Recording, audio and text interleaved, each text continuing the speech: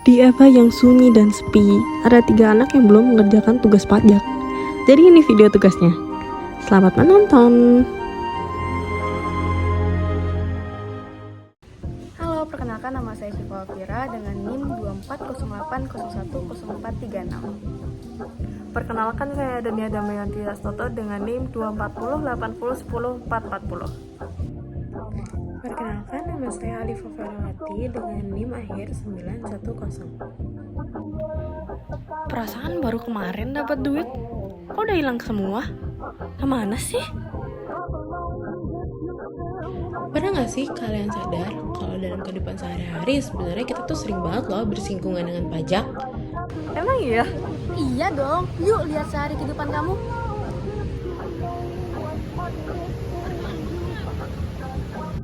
Saat membeli makanan, minuman di kafe atau restoran, ada pajak yang termasuk pajak daerah. Pajak restoran dipungut oleh pemerintah daerah untuk pembangunan daerah. Pemilik kendaraan juga membayar pajak kendaraan bermotor.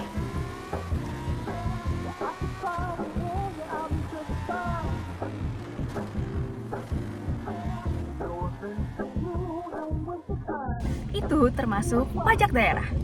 Pantes setiap tahun bayar pajak.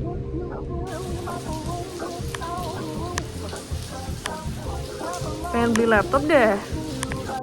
Nah, biasanya kalau kamu beli barang di toko atau marketplace, itu ada PPN atau pajak penambahan nilai. Kayaknya bagus deh. PPN termasuk pajak pusat yang dikelola pemerintah pusat. Oh, jadi beda ya? Iya dong. Jadi, apa bedanya? Pajak daerah dikelola oleh pemerintah daerah untuk pembangunan daerah setempat. Kalau pajak pusat dikelola pemerintah pusat untuk pembangunan nasional. Tanpa sadar, aktivitas sehari-hari kita ternyata dekat dengan pajak. Dan pajak membantu pembangunan negara maupun daerah. Bijak membayar pajak untuk Indonesia lebih baik.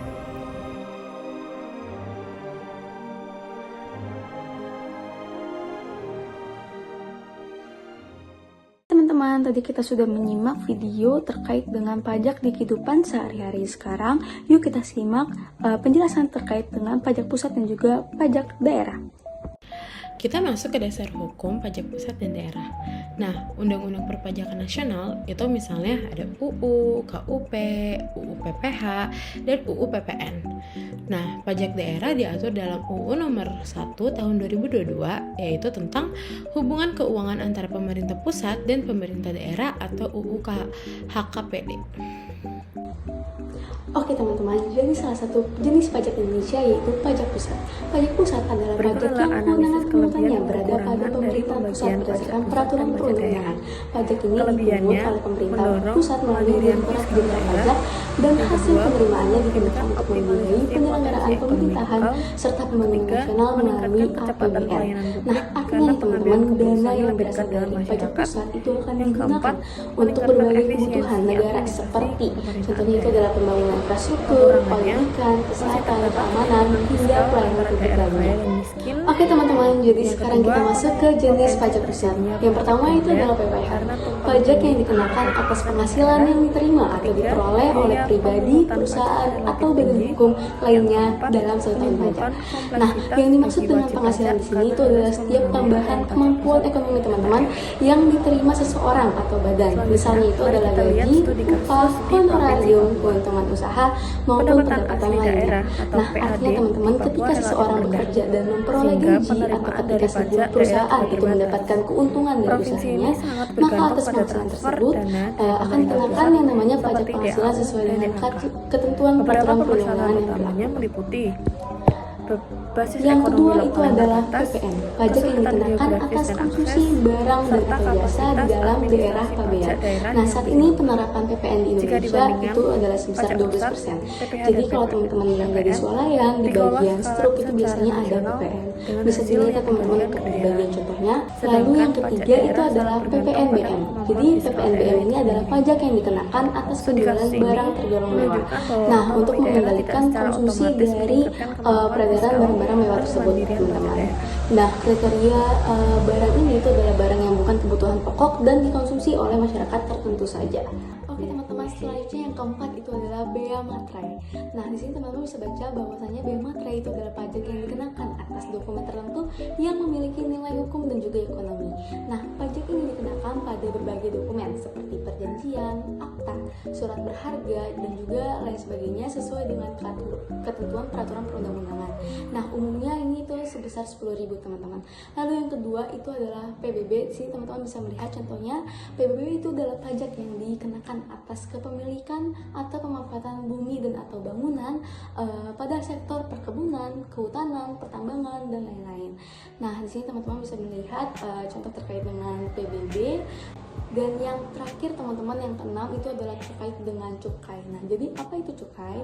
Nah, jadi cukai itu adalah pungutan pajak yang dikelola negara dan dikenakan atas barang-barang tertentu dengan sifat dan karakteristik yang telah diatur sebagaimana di UU nomor 39 tahun 2007 tentang cukai. Nah, umumnya teman-teman, barang-barang yang dikonsumsi itu perlu dikendalikan karena dapat menimbulkan dampak negatif. Contohnya itu adalah rokok, tembakau, alkohol, dan juga lain sebagainya. Pajak daerah adalah kontribusi wajib yang dikenakan oleh pemerintah daerah kepada orang pribadi atau badan berdasarkan peraturan perundang-undangan yang berlaku. Nah, tanpa imbalan secara langsung dan digunakan untuk biaya penyelenggaraan pemerintahan serta pembangunan daerah. Pajak daerah juga menjadi salah satu sumber utama pendapatan asli daerah atau PAD yang berperan penting dalam mendukung kemandirian dan meningkatkan kesejahteraan masyarakat di wilayah tersebut. Masuk ke jenis pajak daerah. Nah, di sini ada PKB, yaitu pajak kendaraan bermotor. Itu pajak kendaraan yang dikenakan atas kepemilikan atau penguasaan kendaraan bermotor. Selanjutnya ada BBNKB, pajak bea balik nama kendaraan bermotor. Nah, ini tuh adalah yang dikenakan atas penyerahan hak atas kendaraan bermotor akibat jual beli atau peralihan lainnya. Selanjutnya ada PPBKB, pajak yang dikenakan atas penggunaan bahan bakar kendaraan bermotor. Pajak ini tuh biasanya tuh udah termasuk dalam harga bahan bakar yang dibeli oleh konsumen. Selanjutnya ada PAP, pajak yang dikenakan atas pengambilan atau pemanfaatan air permukaan seperti sungai, danau, atau waduk. Nah, pajak ini tuh umumnya tuh dikenakan kepada pihak yang memanfaatkan air dalam skala besar. Lalu ada opsen PKB atau tambahan dari pajak kendaraan motor. Lalu ada opsen BBNKB, tambahan dari pajak balik nama kendaraan. PBJT, pajak barang atau jasa tertentu, misalnya makan, listrik, hiburan, hotel, dan parkir. Lalu ada pajak MBLB, yaitu pajak mineral, bukan logam, dan batu tertentu. Sekarang kita lihat jenis pajak di tingkat kota dan kabupaten. PBB P2 atau pajak tanah dan bangunan yang maksimalnya 0,5%. Pajak reklame, yaitu pajak buat papan iklan atau media promosi. Lalu ada PAT atau pajak air tanah, misalnya air yang ada di bawah tanah. PPHTB, pajak saat beli tanah atau bangunan termasuk hak milik dan hak pakai.